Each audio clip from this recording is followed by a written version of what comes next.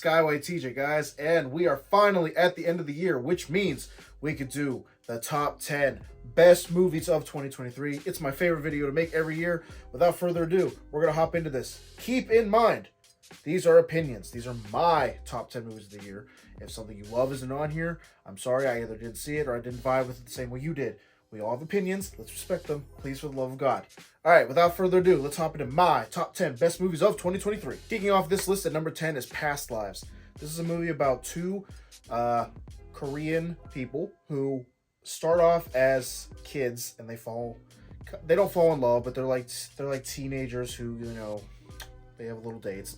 And then the one immigrates to America, and then they reconnect over the years, and they go through this similar story of should they be together. Some of them fall for each other at different times. It's this whole beautiful story about characters and how you could be with the right person but at the wrong time, and it's sad as hell at the end, and there's no right answer on what the ending should be, and you're left with a lot of questions at the end. And I just really liked it. It really hit me that way, and I just really like it. So it snuck into my top 10. I wasn't expecting it to, but it did. At number 9, I have Oppenheimer. I honestly thought this one would be higher, but there's just been a lot of good movies this year, and ones that I would probably watch more before this one, so that's why it's at 9. But Oppenheimer's still extremely good. Cillian Murphy does just an excellent job playing Oppenheimer. And I like this movie focuses more on him and the repercussions of what he made and all that jazz, rather than just the atomic bomb. Like, you don't even see the bomb go off over Japan or anything, because it's a story about Oppenheimer, not really about the bomb, which is the point. Everyone in the movie does extremely well. I think like every damn actor in Hollywood's in here. Highlights, of course, being Cillian Murphy and Robert Downey Jr. They both play excellent parts. And yeah, this movie kicks ass. It's long as hell. That's my only real knock on it. It's like 3 damn hours. But, you know, if you want to tell a complete story like that, then fine. It's amazing. At number 8, I have The Holdovers. This movie came out of nowhere. I didn't even know it was coming out this year. It's a Christmas movie. It takes place over an academy where a professor has to watch over students that can't go home for the holidays. So the parents don't either want them to come back, or they just can't, or they have nowhere else to go. So they stick at the school. Eventually it comes down to one kid and the professor who end up staying behind at the school. And the professor's kind of an ass for reasons to his own credit. And the kid, you know, they don't get along pretty much, but throughout the story, you get this teacher and student bond that turns into mutual respect, and it's very good. It's giving Dead Poet Society, you know, it's really good. It's probably going to be a Christmas tradition for me to watch this every year now. It's really good, and I wasn't expecting it. And I love when movies can surprise me like that. At number 7, I have The Boy and the Heron. This is Miyazaki's last film from Studio Ghibli. It tells a story about a kid who lost his mother, and his dad has remarried, and he's trying to find acceptance through the grief, and the sorrow he goes through by going through this mystical adventure with a heron who summons him. Of course, the English voice cast in this is fantastic. You got Christian Bale in there, you got Robert Pattinson. They all do a fantastic job. It's incredible. Studio Ghibli doesn't really miss. Usually, there's a couple flops, but Miyazaki in particular does not miss. This is one of his best movies he's ever made, and he's made a lot of bangers. It's a great time. I was expecting to be higher, but you know, this year, man, so many bangers. At number 6, I have Neona. This movie came out on Netflix this year, and I had heard good things about it, but I had waited to watch it for a while just to see if the hype would, you know, prove otherwise. And I watched it, and I was blown away. I heard Disney tried to bury this movie because it has for reasons, you can look it up, but it's so good. Like, the animation is amazing. The voice acting's great. The characters you fall in love with almost instantly. I wasn't expecting Neona to blow me away that much, but my boy Phil recommended it, and it was so good. Like, animation this year has been extremely good, and I hope he continues on that trend, because like, animation can sometimes be better than live action. Sometimes. And Nemona's no exception. That movie was freaking amazing. Entering the top 5 is a movie I had no idea would make it onto my top 10 list, but I haven't laughed this much at a movie in forever. It's Bottoms.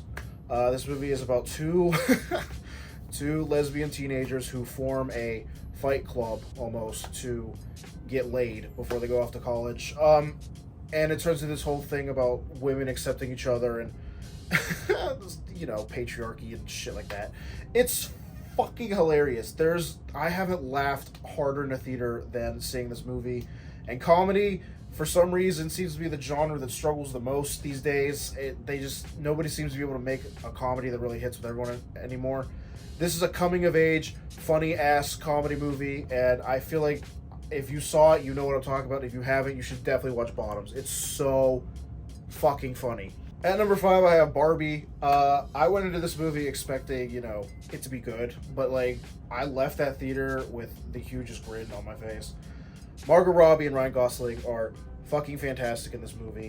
Obviously, Margot Robbie carries, but Ryan Gosling was a surprise sleeper hit. He played, you know, all the Ken memes are well-deserved. Movie's so good. Obviously, there's all these themes about feminism and, you know, I don't want to get into all that. I understand all of it. That's part of the reason why I like this movie, but in all honesty, it's very pretty and fun to look at, and the cast does extremely well. And those are the real highlights for me.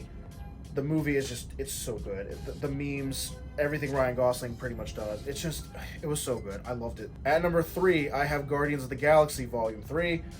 I said this in my superhero ranking. This movie does a perfect job wrapping up all of the Guardian of the Galaxy's character arcs and sets them up for a future where they can either lay low in the MCU or come back in other roles. But I feel like every character got a proper ending, and that's rare to see with the MCU. James Gunn just knows what he's doing with his characters, and it's still shocking to this day that he took a group of C-list comic book heroes and made them like icons for where we are. Obviously, the villain's great. Rocket Raccoon is the star, and you feel for all these animals. It's just Guardians of the Galaxy 3, man. It's so good.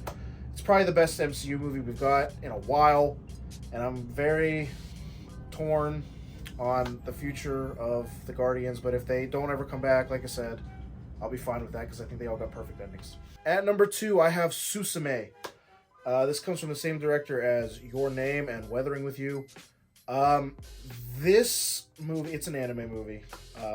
I love anime, so I obviously resonated with this one pretty well. I haven't come out of a theater being that shocked from like animation styles and shit like that in a long ass time. It's a story about this girl named Suzume who has to go around Japan closing these doors that are going to release tentacles or something that is going to destroy the entire world. And it's also a story about her caring for this man who turns into a chair. Don't worry about that. It's amazing. If you haven't seen Suzume, you need to watch it. It's anime, and I know that's not everyone's cup of tea, but Suzume is so good. But my number 1 movie of the year, I guess it's not that shocking, is Across the Spiderverse. I am a huge Spider-Man fanboy. I have always loved Spider-Man, and these Sony animation movies have been amazing. I am so excited for Beyond the Spider-Verse to come out to see how the complete trilogy looks on itself. The only real nitpick on Across the Spider-Verse is that it ends on a cliffhanger. But I feel like the movie does tell a complete story in itself, and we are getting Beyond the Spider-Verse soon, so whatever. It's so good. Miles defying what he's supposed to do to form his own story. I think the comedy works really well. Of course, the animation style is there because these movies don't miss, especially with like Spider-Punk, how they had used 2 different animation styles to animate him. I could go on for hours about how good Across the Spider-Verse is, and I cannot fucking wait for the sequel. It's so good. But that's why it's my number 1. Honestly, 1 and 2 could be interchangeable depending on my mood, but for me, since I'm a massive Spider-Man fanboy, I feel like Across the Spider-Verse does take the cake this year. Well, guys, those are my top 10 movies of 2023. I saw like 74 new releases this year, so I feel pretty good with my choices. It wasn't a bad year for movies at all. There's a lot of good stuff that came out this year. Nothing extremely bad. There's a few, but nothing like super unwatchable. So that was my list. Tell me yours down in the comments. Please keep it respectful if you do, because, there's no need to yell at people about their top 10s. It's opinions, I'll be back soon with my most anticipated movies of next year, where I'm just going to go through month by month about the movies that I'm most excited to see. Even though it's not fully updated for the year yet, there will always be surprises, but it's always fun to go through that. That's one of my favorite videos. I'll be back soon with that. Like, subscribe if you feel like it, and I'll see you then. Bye-bye.